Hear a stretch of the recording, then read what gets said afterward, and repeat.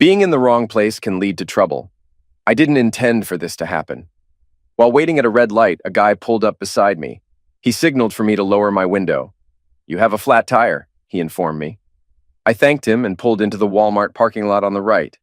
Getting out, I saw a screw stuck in the tire tread, causing air to leak out slowly. What's next? I decided to head inside and grab a can of that slime stuff. When I returned, I removed the screw. Big mistake. Air started hissing out even faster. I quickly screwed it back in and got some air at the gas station nearby. I was only 15 miles away from home, and I planned to keep checking the tire. If it got too low, I'd use the can of slime. About 5 miles from home, I noticed the tire getting really low in the driver's side mirror. I stopped at a convenience store, but they didn't have air. It was time to try out the slime. I poured it in, and some green goo came out. I guess they call it slime for a reason, but at least the hissing stopped. As I was about to get back in my car, I noticed a pickup truck pulling in. It was one of those huge ones with massive tires. The guy must have been compensating for something. I remembered seeing that truck before. The door opened, and a tall blonde guy stepped out wearing cowboy boots and a giant belt buckle. I chuckled to myself, but it faded when I saw who got out of the passenger side, a beautiful woman with raven-colored hair. I knew her instantly. It was Rachel, my wife of the past 18 years. What a shock. Parked to the side, they never even noticed my car. It was a company car. One of those small imports, not very eye-catching, I suppose. They walked into the store hand in hand, and she was giggling at something he said. It felt like a punch to the stomach. I couldn't breathe or move. I just stood there feeling foolish. Then it hit me where I'd seen the guy before. He worked at the same place as Rachel. She managed an office at a mental health clinic, and he was one of the caseworkers. I'd seen his truck at their office. The big question was, what was Rachel doing with him? His name finally came to me, Jerry Garner. But why wasn't Rachel at work? I was determined to find out. I got back in the car and waited. When they came out of the store, he helped her into the car, carrying cups of coffee. They drove off, and I discreetly followed. They ended up at our house, and he parked in the garage. The garage door closed, and I lost sight of them. I waited for 30 minutes, but my anxiety about the tire kept me on edge. I kept checking it, but if it was losing air, I couldn't tell. 2 hours later, the garage door opened again, and they drove past me. I held up a file folder to hide my face, but I doubt they would have noticed me anyway. They were so caught up in each other. Rachel didn't finish work until 5, and it was only 2:30. I had plenty of time. My first step was to go inside and investigate. I had to pick up Toby at 4, and I had no clue what to say to her. Toby was my 15-year-old daughter. I didn't know what I'd discover inside, but hopefully I'd find some answers. Inside, everything was quiet. I could hear the dripping from the faucet in Toby's bathroom, a reminder of a repair I needed to make. Other than that, the only sound was the whisper of air from the vents. I looked around, but everything seemed normal. Upstairs, the bed was made with fresh sheets. My heart sank. I leaned against the wall and slid down to the floor. I felt numb. There seemed to be only one explanation that made sense. I must have sat there for 30 minutes, my mind racing in circles. I couldn't make sense of my thoughts. It felt like I was drugged. My stomach churned, and I grabbed a Sprite to settle it. Feeling sweaty and overheated, I returned to the bathroom. I rummaged through the vanity for a washcloth, soaked it in the sink, and splashed cold water on my face. After washing up, I felt a bit refreshed. Then I noticed something odd. The shower floor was wet. They had showered before heading back to work. Stunned, I stumbled back into the bedroom and sat on the bed's edge in a daze, realizing it was the same bed my wife and her lover had just left. The realization hit me like a ton of bricks, and I recoiled in horror. This was where it all happened. I was at a loss for what to do next. Of course, divorcing Rachel was a given.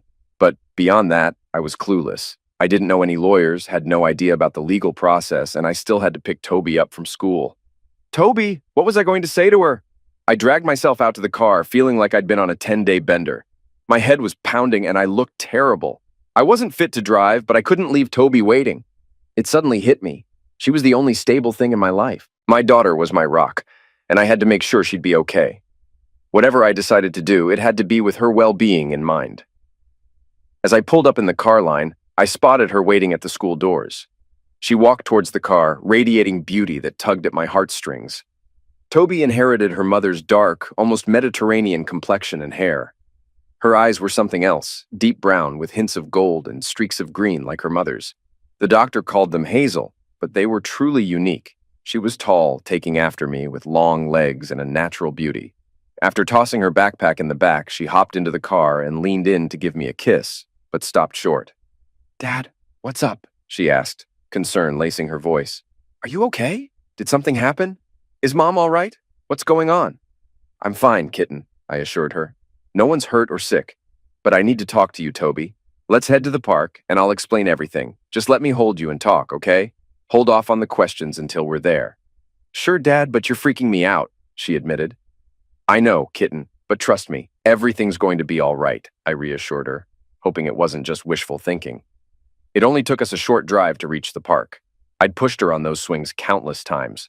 Rachel and I had sat together on the benches, watching her play. It was hard not to reminisce about the happier times. Would that be all there was to my life from now on? Just memories of better days. We strolled over to a bench, hand in hand, swinging our arms like we always did since she was small, just learning to walk. Sitting down, I struggled to find the right words. "Just lay it out, Dad," she urged. "I can take it." "I'm not sure I can," I admitted. But then the words just spilled out. I told her everything, the whole story, every emotion I was going through. Tears streamed down my face. Through it all, she held my hand, offering comfort. When I finally ran out of words, she nestled close to me. "Sounds rough, Dad," she said softly. "We should head home and talk to Mom. Everything hinges on what she says. It seems bad, but there's still a lot we don't know. We gotta hear her out." I planted a kiss on her head, feeling proud. My kid was braver than I ever was. She tugged on my hand, signaling it was time to go. "Want to drive?" I offered. Her eyes lit up. She'd just got her learner's permit. A shadow passed over her eyes as she hesitated, but it quickly faded. She drove carefully home, and Rachel's car was in the garage. It was time to face the music. She greeted us at the door with hugs and kisses, acting as if she hadn't done anything wrong. It was either the performance of a lifetime or I had completely misjudged the situation. "You guys want takeout tonight?" she offered. "It's on me." "I think we need to talk to you, Mom," Toby said. "Sure. Everything okay?" she asked, looking concerned. "I'm not sure," Toby replied. "Let's see." We entered, and I settled on the couch next to Toby, leaving Rachel to sit in her favorite but ugly chair. "What's going on?" she inquired, showing no hint of worry. "How was your day?" I asked. She gave me a puzzled look. "Just the usual," she replied. "Had lunch from the onion bin, thanks to a pills rep. It was hectic as always. Why do you ask?" "So, you were at the office all day?" Toby questioned. "Sure," she replied. "Why all the questions? What's happening?" "So you weren't with Jerry Garner here at the house this afternoon?" I questioned. Her face turned pale. "No way," she insisted. "Are you accusing me, Oliver?"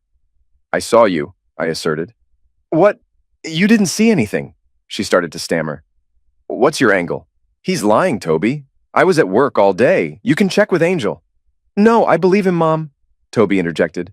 "I think you're lying. I won't ask Angel. She'd cover for you. I'll call David Jones. He's your boss, right? I trust he won't cover for you. What's his number?" "He's gone for the day," Rachel responded. "I'll have him call you tomorrow. What's going on with you two? Trying to trick me? You think you can come here and trip me up? What exactly are you accusing me of?" She seemed to think a strong offense was her best defense. "I think you got caught in your own lie," I said to her.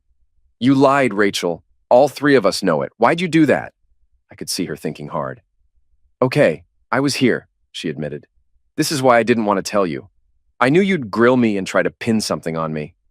"No one's pinning anything on you," Toby clarified. "But I am now. You tried to make me think Dad's a liar. You tried to make him look bad to cover up your lie. What are you hiding, Mom? Are you cheating with that guy?" "You don't know him," Rachel protested. "Why call him a guy?" "I've met him twice," Toby argued. "The way he looks at me creeps me out. But that's not the point. Are you having an affair with him?" Rachel glanced between us, looking trapped. "I didn't want it to go like this," she confessed. "I wasn't ready." "Ready for what?" Toby pressed. "I've fallen for Jerry," she confessed. She looked at me. "I'm sorry, Oliver. It just happened. We work closely together, you know. He was just, I don't know, he feels like my other half. We clicked and I couldn't stop it. We're in love. I was going to tell you when we were ready. As soon as we both divorce, we'll marry. I'm so sorry. I didn't want you to find out like this. Toby, things will be okay. You'll still see your dad whenever. Jerry has a nice place by the lake. He has a daughter too, you know. He likes you and will be happy. Are you crazy? Toby practically yelled. I'm not living with that jerk. He might sneak into my room at night. I'll see Dad whenever I want because I'm moving in with him. You're the one I won't be seeing. How could you? She stormed upstairs to her room and locked the door. Rachel glanced at me. She'll calm down, she said. Jerry's a good guy, Oliver, you'll see. I need to be happy. Jerry makes me happy, and that's that. I just stared at her. Who was she? It felt like she'd been replaced. I wasn't going to argue with someone so unstable. Whatever, Rachel, I replied. When are you leaving? Leaving? She asked. I'm not. I've got nowhere to go. Jerry's married, and we have to tell his wife before we do anything. We'll all need divorces and sort out the settlement first. No, you're leaving, I insisted. You've got 3 days. Her mouth fell open. What are you talking about? You can't kick me out of my own house. If anyone should leave, it's you. I think you're forgetting something, I stated. This is my house. I owned it before we met. It was fully paid for and in my name before we even got married. The house isn't a shared asset. It's solely mine. My name is on the deed, not yours. So, no, you're the one who's moving out of my house. Where am I supposed to go? She questioned. Are you just kicking me to the curb? I really don't care where, I replied. Maybe you could find a room at a motel. Perhaps one of those places you can rent by the hour, you know, where cheaters go. Tears welled up in her eyes. That's really hurtful, Oliver, she said. There's no need for name-calling. I didn't plan to fall for Jerry. It just happened. We connected and I felt I had to be with him. I didn't mean to hurt you. Ah, so it was an accidental hurt, I retorted. Like tripping and poking your eye out with a stick while running, as Mom always warned. I get it now. Well then, I guess it's all fine since it was an accident. You don't have to be so sarcastic, she responded. Why can't you accept that Jerry and I are in love, Oliver? Gee, I don't know, Rachel, I said sarcastically. Maybe because this morning you told me you loved me. Now you're claiming to love him. I'm just a bit confused, I guess. I still love you, Oliver, she said. I'll always love you. I'm just in love with Jerry now. Well, that clears things up, I replied. You've been telling me for 18 years that you were in love with me, Rachel. I thought that's why we got married. We were in love. Guess I was wrong. No, we were in love. She reached for my hand, but I pulled away. You've got 3 days, Rachel. If you're not gone by then, I'll have the sheriff kick you out and toss your stuff in the driveway. Please, Oliver, she pleaded, now scared. It doesn't have to be like this. We can still be friends. Jerry wants to be your friend too. We have Toby to consider. I love you and I don't want to lose you as a friend. We've been together too long to just throw it away. I just stared at her. All the sadness and loss I felt started to fade, replaced by searing anger. You must be out of your mind, Rachel, I said. Friends? With you? With that jerk? I don't think so. Tell him that if he sees me, it should be brief just before he runs off. And as for you, you're the enemy now. I'm burning down your house. 3 days. Then I never want to see your cheating self again. I'll call a lawyer in the morning, and you'll get your divorce as fast as possible. I went to the bedroom, leaving her there making noise. It was just background chatter to me. She followed me around, still going on about being friends, while I moved her stuff into the spare bedroom. There were more clothes than I could carry, so I just piled them on her, took an armful to the spare room, and hung them in the closet. She trailed behind me. She lingered for a while, talking and watching me. When she went to hang up the clothes, I took the chance to slip away and lock the bedroom door. I heard her in the hallway, trying the knob. Then she left. After a few minutes, Toby texted me. You doing okay, Dad? Yeah, kitten, you? I replied. Not yet, but I will be, she said. All right, love you, I sent. Text me if you need anything. Can you take me to school in the morning? She asked. I don't want to ride with her. Sure thing. I crawled into bed and lay there for hours, trying to sort out what to do. I must have dozed off around 3, and then my phone alarm woke me. I got up, showered, and called my boss. I explained I was getting a divorce and needed a few days off. He was understanding, said to take all the time I needed, and express sympathy. I made some coffee, had a couple of cups, and cooked breakfast for Toby and me. She came downstairs right on schedule, looking as lovely as ever, and devoured her breakfast. Rachel eventually came in and grabbed a coffee. She tried to talk to us, but we ignored her. It was time to take Toby to school, and Rachel asked if she was ready. Toby glanced at Rachel, then turned to me and asked, You ready, Dad? I jingled the keys, and she grabbed her backpack. Sure, you can act like toddlers if you want, Rachel remarked. She stormed off, grabbed her purse, shot us one more glare, and left. I dropped Toby off at school, and she kissed me before heading in. I sat in the car, watching her disappear into the building. My mind drifted to my friend Dan, who had recently gone through a divorce. I decided to give him a call and ask about his attorney. Dan didn't recommend his lawyer, but suggested I use his wife's attorney instead. He gave me the name, and I found the number. When I called, a woman answered and scheduled me for that afternoon. I took action to protect our finances, like lowering the credit card limits to $500. It would cramp my style too, but I wasn't about to fund Rachel's affair. My meeting with Elizabeth Baxter didn't start well. She assumed I was leaving Rachel for someone else. "You've got it wrong," I corrected her. "She's been cheating with a coworker who's also married, and they plan to divorce their spouses and marry each other." "I'm sorry," she said. "I can't represent someone involved in that kind of situation. It goes against my principles." "I get it," I replied. "We have a daughter. I want to protect her from the fallout. Is there a chance I could get custody of her?" "It's possible," she acknowledged. "In theory, either parent has a shot at custody. But in reality, fathers, especially for girls, rarely get custody. How old is she, and does she want to live with you?" "She's 15, and she said she wants to be with me," I answered. "That counts a lot in court," she assured. "In our state, kids over 14 can choose, and younger ones' preferences matter too. Given her age and desire to stay with you, it should work out in your favor." "Just do your best," I said, concluding the conversation. Driving home, I pondered my next steps. I knew I had to act within the law. Getting into trouble could cost me custody of Toby, and I wasn't taking that risk. I needed to plan carefully, considering every option and potential consequence. I suspected Jerry's wife was unaware, like me, so the first move would be informing her. I decided to make a list outlining my strategy. I was definitely going to inform her family. Her parents had always been fond of me, and they adored Toby, so I knew it was crucial to let them know first. But I wasn't sure how to approach it. Ensuring that all our friends were aware was also a priority, and I figured I could stir up enough attention on social media to shake things up. That was at the top of my to-do list. Rachel had a Facebook account for our family. I was familiar with it, used Messenger frequently, and knew my way around. After some online searching, I discovered that Jerry's wife had a similar online presence. I took screenshots of some pictures and posted on Rachel's page that we were splitting up, and she had found her soulmate in Jerry, along with a photo of him. Then, I changed the password and logged out. It felt satisfying. I wondered how long it would take before her friends and family bombarded her phone and Facebook page.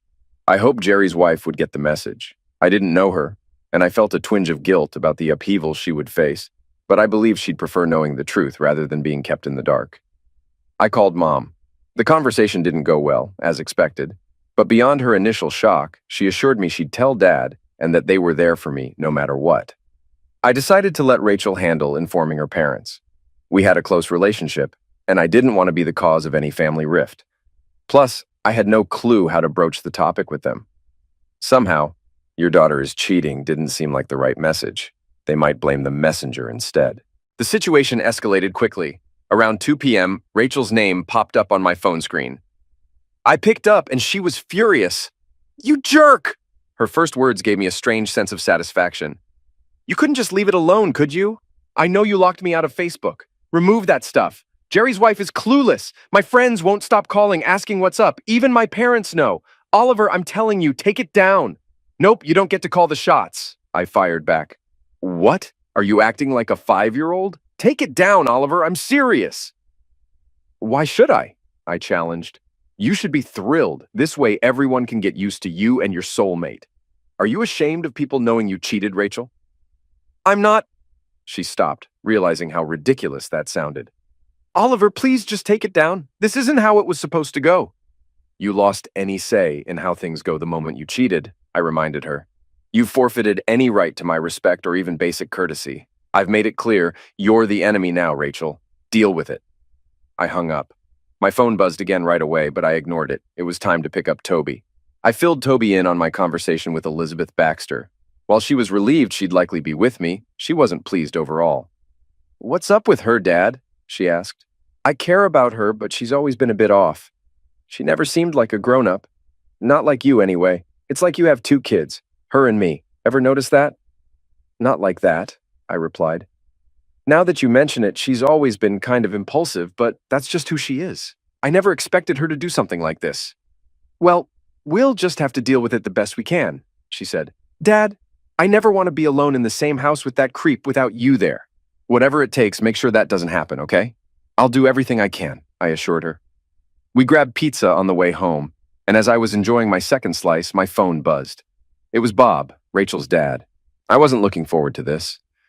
I told Toby who it was, and she suggested putting it on speaker. Bob didn't waste time. Oliver, I'm not sure what's going on, but Rachel showed up here last night asking if she could stay with us. Care to explain? Did you ask her? I inquired. She mentioned you kicked her out. Well, I did, but did she explain why? I retorted. No, she said she would later, he replied. Are you sure you want to hear her side? I queried. Can't you just tell me? He pressed. She's been having an affair with Jerry Garner, a co-worker. He's planning to divorce his wife. She was planning to divorce me, and now they're together, I explained. What? That's unbelievable, Oliver. How do you know? He questioned. I caught them together yesterday, I stated, and she confirmed it. Are you sure there's no misunderstanding? He persisted. Toby chimed in. Hi, Grandpa. I've been listening. Dad has you on speaker. There's no misunderstanding. I was there when she told him. I'm sorry, Grandpa. I love you. Her voice broke, and he heard it. When he spoke again, his tone was strained. Don't cry, sweetheart. Please, stay strong, okay? Grandma and I love you dearly. I'll try to talk some sense into your mom. Oliver, you still there? Yeah, I'm sorry, Bob.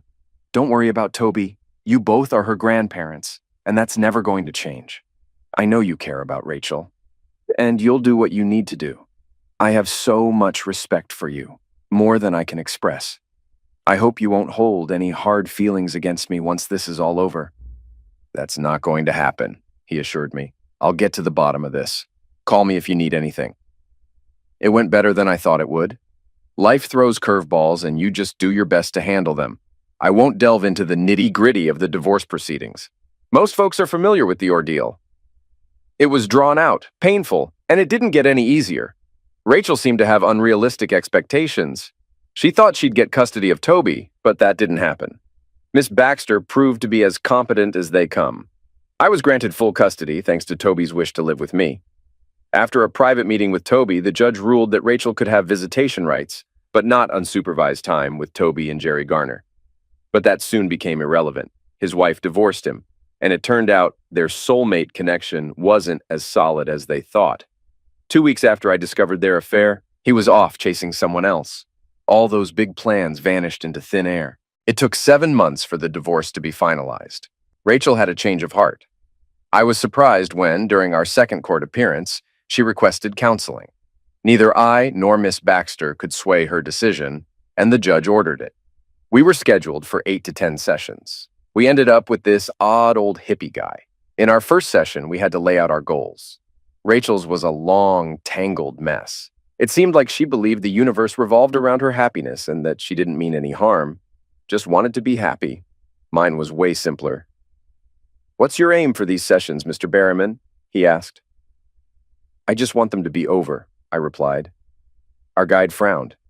Mr. Berriman, don't you want to address the issues that led to the end of your marriage? Sorry, Mr. Rodman, but those issues weren't mine, and I have zero interest in addressing them. I'm content with who I am, flaws and all. Rachel and Mr. Guru seemed equally shocked by my response. Rachel jumped in, determined. Oliver, how can we move forward if you won't even talk about this? We're not going back, I said firmly. Let me be clear. I don't care about going back to how things were or fixing anything. I'm only here because the court ordered it. Once that's done, we'll finalize our divorce. That's my plan.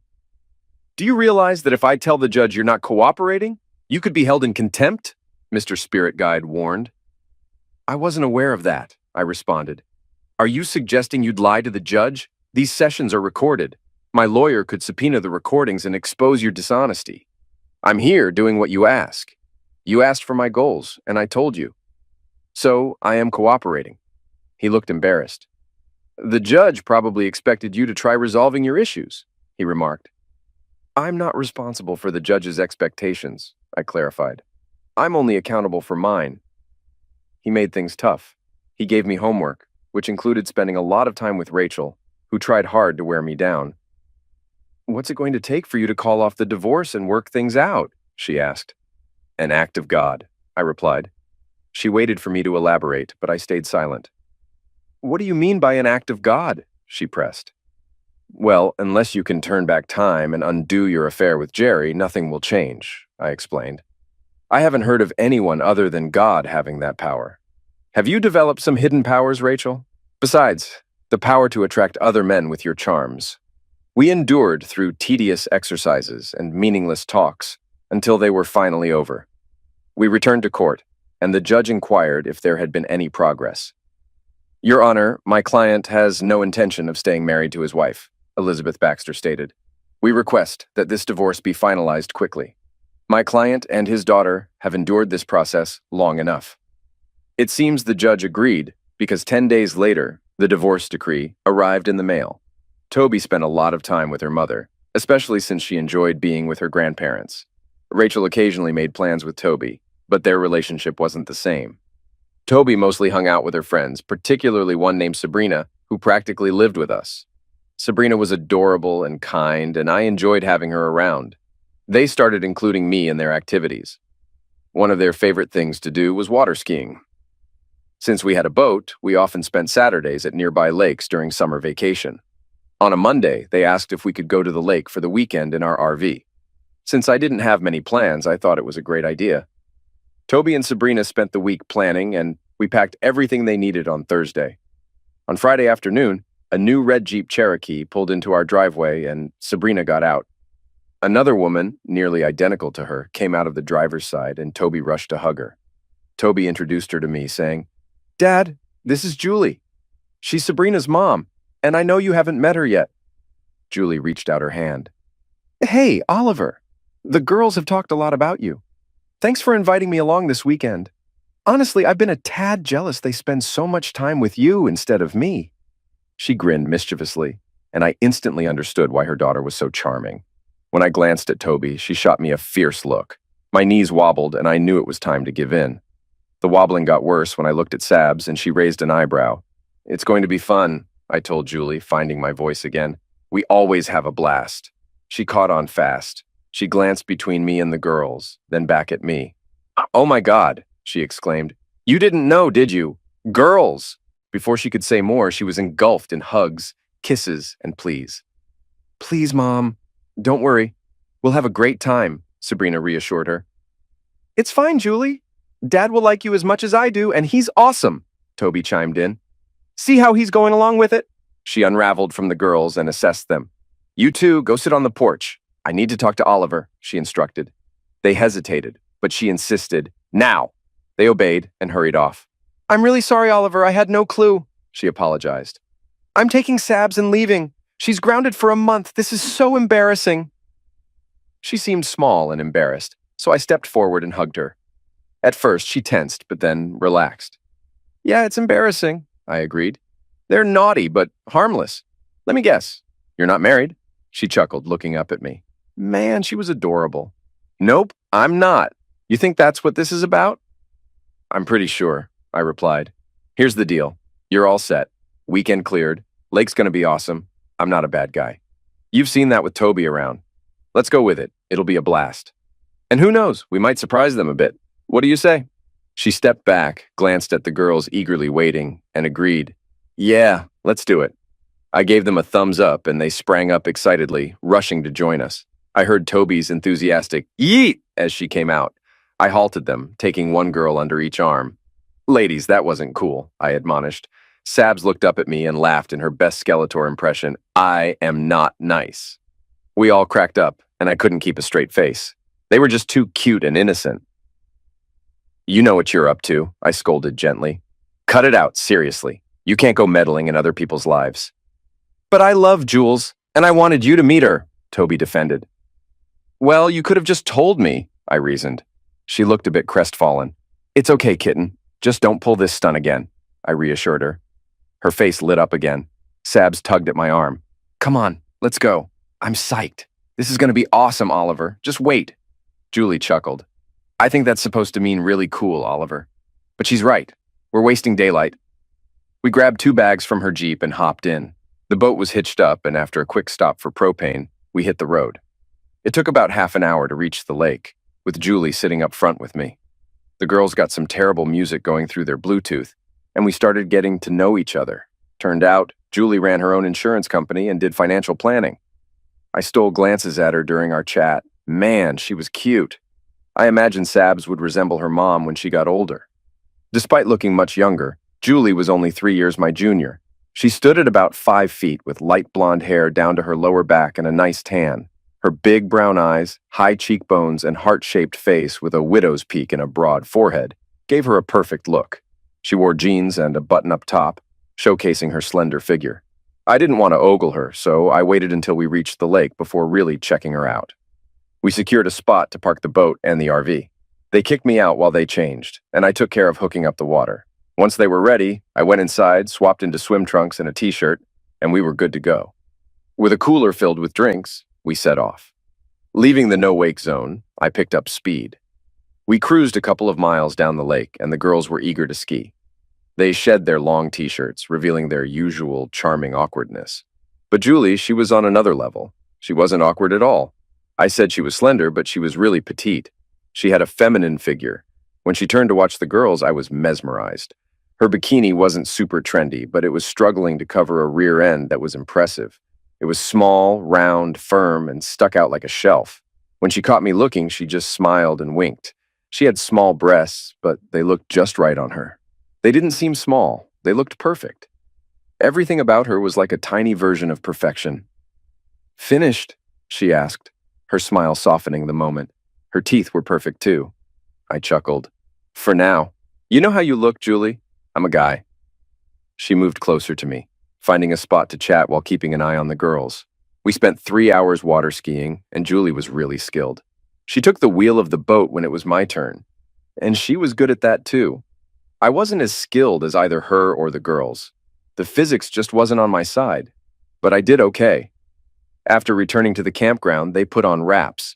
Although the RV had a perfectly good stove, the girls wanted to cook outside. We set up the camp stove, and I started a fire in the grill on the site. While I grilled bratwursts, they chopped and fried potatoes and onions and opened cans of pork and beans. We had prepared some meals at home, but this was our first night, and camp cooking always tastes great. We sat at the picnic table provided by the campground, and it felt like we'd known each other forever. Julie became Jules, as the girls called her, and she liked it. She called me Ollie. The girls kept mentioning that Jules wasn't married, so I finally asked her why. "I mean, you're beautiful, funny, smart, and you have your own business. Why hasn't some guy swept you off your feet?" She paused for a moment. "Well, the main reason is Sabrina," she finally said. "I was young and foolish, Ollie. I was a senior in college when I found out I was pregnant, just a week before graduation. At the time, I thought I had found the love of my life. We had talked about getting married right after graduation. I guess that plan didn't work out, since you're talking about it in the past tense," I remarked. "No, it didn't. 3 days after I told Brad, I discovered he'd been cheating on me for a month. I ended things with him and never looked back. When Sabs was born, I was fully occupied with being a mom. Then, I got busy building my business. By the time I could even consider dating again, I realized I had this incredible gift from God in my life, and I couldn't make any decisions without considering her." "I understand," I said. "I feel the same way about Toby. As long as I have her, she comes first. I can't stress enough how important she is to me. She's the one who kept me sane over the last 18 months. Julie placed her small hand on my arm. "I know," she said softly. "She shares everything with Sabs and me. I'm so sorry, Ollie." "Yeah, sometimes life can be tough," we both sighed. Glancing up, we noticed 2 pairs of affectionate eyes focused on us. They were engaged in a quiet conversation, sitting under the shade of the awning in their camp chairs. "I love your daughter," I confessed. "It feels like she's almost a part of me, with all the time she spends with us." "She loves you too," Julie replied. "The other day she told me you're like the father she never had." Her eyes welled up and a tear rolled down her cheek. I gently wiped the tear away with my finger. "She's an amazing girl," I remarked. "Her mom must be something special to have raised her. She's incredibly courageous, doing it all on her own." Julie smiled through her teary eyes, stood up, kissed my cheek, and went to join the girls. We had an incredible weekend. As Julie was leaving, I approached her car and tapped on the window. Jules, would you consider going out with me next Friday? I asked. Sabrina squealed with excitement, and Julie flashed a smile. What time? How about 6? I suggested. We'll grab dinner and do something afterward. Sound good? Oh, and could Toby hang out with Sabs while we're out? Sounds perfect, and of course, she agreed, kissing my cheek before driving off. Toby was waiting for me at the door. Well, she inquired eagerly, did you ask her out? Did you kiss her? I hugged her and playfully smacked her bottom. Yes, I did. And that's for me to know and for you to stop prying into. She squealed with joy, echoing Sabrina's earlier excitement. I knew it! She's perfect for you, Dad. I adore her, and Sabs is like a sister to me. I shrugged. Whatever happens, happens, Toby. You can't force it. Stop trying to play matchmaker. She nuzzled into my chest. I know, Dad, but if I didn't nudge things along, you probably wouldn't have made a move. Not that I mind being the only lady in your life. I chuckled. Well, you'll always have a special place in my heart that no one else can touch. You're my baby, and that's never going to change. She purred contentedly for a moment, then went off to do her own thing. Our first date went smoothly. I took her to play racquetball. She was new to the game, but having played tennis before, she caught on quickly to the similar strokes. Once she got the hang of the rules and bouncing the ball off the walls, she was impressive. Her natural athleticism definitely gave her an edge. She was lightning fast and could change direction with ease, thanks to her petite frame. After finishing our game, we cooled down at a table outside the courts, sipping on drinks and resting. She grabbed her phone. Let's snap the kids, she suggested. We posed with our rackets and goggles, and she took a snap. They replied immediately, and we captured a great memory. Later, we both showered, and then I took her out to dinner. We indulged in some delicious Italian food, satisfying our appetites completely. As we finished our wine, Jules sat beside me in the booth, and we leaned back, chatting quietly and unwinding. It felt natural for me to put my arm around her, so I did. She scooted closer against me, flashing a warm smile. I couldn't help but think about how adorable she was, and I realized that her cuteness would endure as she got older. It was something that would stay with her. When we arrived at her house, she leaned in close to me, her eyes showing anticipation. I could sense she wanted me to kiss her, so I leaned in and did just that. Truth be told, I wanted to kiss her even more than she wanted me to. It was a lingering and delightful kiss.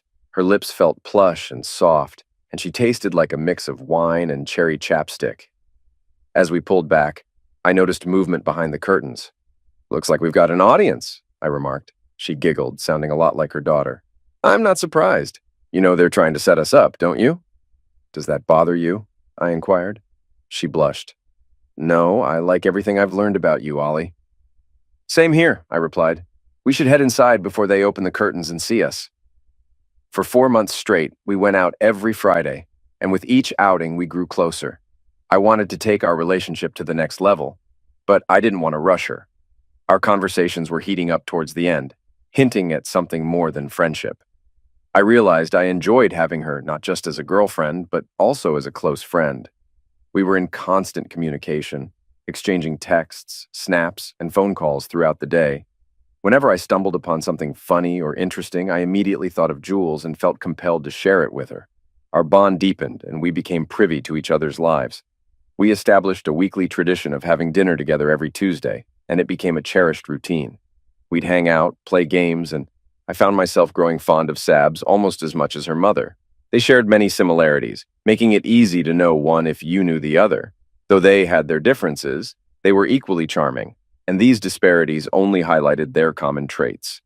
Life was good overall, but the persistent presence of Rachel remained a lingering annoyance. She was still part of Toby's life, which meant she was inevitably part of mine, too. I wanted nothing to do with her, and her presence always managed to irritate me. Every time she came around to pick up Toby or I dropped her off at her grandparents', she attempted to strike up a conversation. She was still living with them, having lost her job at the clinic, along with Jerry, and now working at another clinic across town. If Rachel got on my nerves too much, I'd casually bring up Jerry to shut her down. How long until you forgive me? She once asked during one of those moments. Forgive you? For what? I retorted. Last I checked, you don't even think you did anything wrong. Not once have I heard, I'm sorry, Oliver. I was wrong. I'm sorry I tried to make Toby think you were a liar. I'm sorry I attempted to take her away from you. Tried to screw you over in the divorce.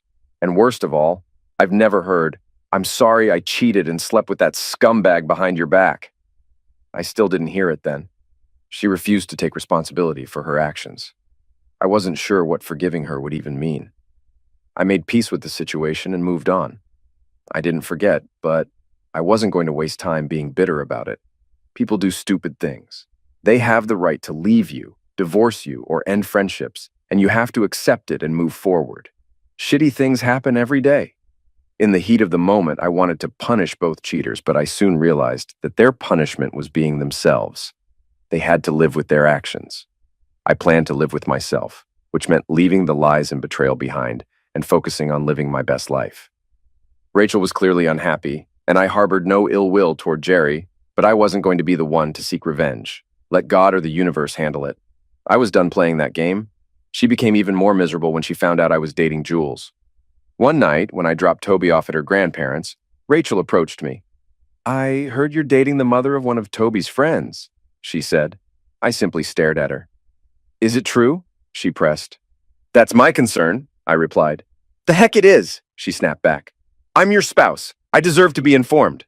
"You've got nothing," I retorted. "You're not my spouse anymore. You found your true love and it wasn't me, remember? Then we got divorced. My affairs are no longer your concern and yours are none of mine. Back off, Rachel. Stay out of my business." I was furious as I left. Man, she just couldn't let it go. I vented to Toby about what went down. She was just as angry as I was. After that, I stopped dropping Toby off at her grandparents' place or Rachel picking her up from our house. Instead, Bob or Cindy, the grandparents, came to our place to pick her up. That relieved a lot of stress in my life. On the 7th-month anniversary of our lake trip, I took Jules out. We hit up a nice restaurant and then went to a club. Jules didn't drink much, just one beer or cocktail occasionally. But that night, she had two. I raised an eyebrow when she ordered the second. She chuckled. "Yep, feeling wild and crazy tonight, huh?" "You're perfect, just like always," I reassured her. "Do you really think so, Ollie?" She tilted her head to the side, a gesture she often made. "Because I think you're pretty perfect, too. If I'm so perfect, why haven't you asked me to stay over?" I must have looked surprised because she laughed. "Have you even thought about it?" I regained my composure. Yeah, Jules. I've thought of little else since that first day on the boat when I saw you in that bikini. When we started dating, I realized you were something different, something special, and I didn't want to pressure you or scare you off." "You won't scare me away," she assured. "I told the girls not to wait up." "Really? Well, why are we still here?" I inquired. "Oh my goodness, Jules, let's leave this place. Do you want to spend the night with me?" "More than anything else in the world, right now." She practically melted into me as we headed out, leaning her head on my shoulder and gripping my arm all the way home. I escorted her to the bedroom after we pulled into the garage, and she stayed close to my side. Turning her around at the foot of the bed, I kissed her. It was one of the most amazing kisses I'd ever experienced, and it seemed to go on forever. When we paused to catch our breath, she gazed up at me and I found myself lost in the warm, brown depths of her eyes. She wrapped her arms around my neck and met my gaze. "Make love to me, Oliver," she whispered. "I'm kind of scared." "Don't be," I reassured her. "I love you, Julie Barnes." "You know that, right?" "I thought so," she murmured, "but I needed to hear it." "I love you too, Oliver." I positioned myself over her, making sure not to put too much weight on her. "How many times have you done this?" I whispered in her ear. "3, she murmured, "but never like this." We fell asleep in each other's arms, and twice during the night, we made love again. Once when I initiated it, and once when she did. The next morning, I woke up lying on my back with her half sprawled over me, her hair covering us, and her cheek resting on my shoulder. I just watched her sleep, absent-mindedly playing with her hair until she opened her eyes. She snuggled closer and sighed. "I feel like I belong here, Ollie." "I know," I said. "Would you like to wake up here every morning?" She opened her eyes and gazed at me. "You mean, like, live together?" "No, sweetheart. Well, yes, but I mean, will you marry me, Julie Barnes?" She brought her little left hand up between our faces and wiggled her fingers. "Uh-oh," she said. "Something seems to be missing." "Hold that thought," I said, starting to get out of bed. "I'll hold the thought," she said. "But I can't hold something else. I need to pee so bad." I chuckled and playfully swatted her butt, making her squeal. "Go, then meet me back here." She dashed off, a little naked sprite, and I headed down to my office, making a pit stop myself. I retrieved what I needed from my safe, and when I returned, she was curled up under the covers. I climbed in and took her left hand again, looking into her eyes filled with love. Julie, will you marry me? I slid the ring onto her finger. It was too big, so we'd have to resize it, but it would do for now. She examined it closely. It's beautiful, she said. It looks old. Where did you get it? When did you get it? Remember when I mentioned going to an auction? I said. It was about a month ago. Yes, I remember. Wasn't it an estate auction? Yep. What I didn't tell you was I saw this ring in the catalog, and I went with the intention of buying it and asking you to marry me. It was made in England around 1810, for the Duchess of Avon. It has quite a history. Do you like it? I love it, she said. It's the prettiest ring I've ever laid eyes on. Are you going to answer my question? I asked. What? Oh, yes, Oliver, yes, I'll marry you. Oh my God, yes. I chuckled and hugged my fiancée tightly. We need to snap the girls, she said.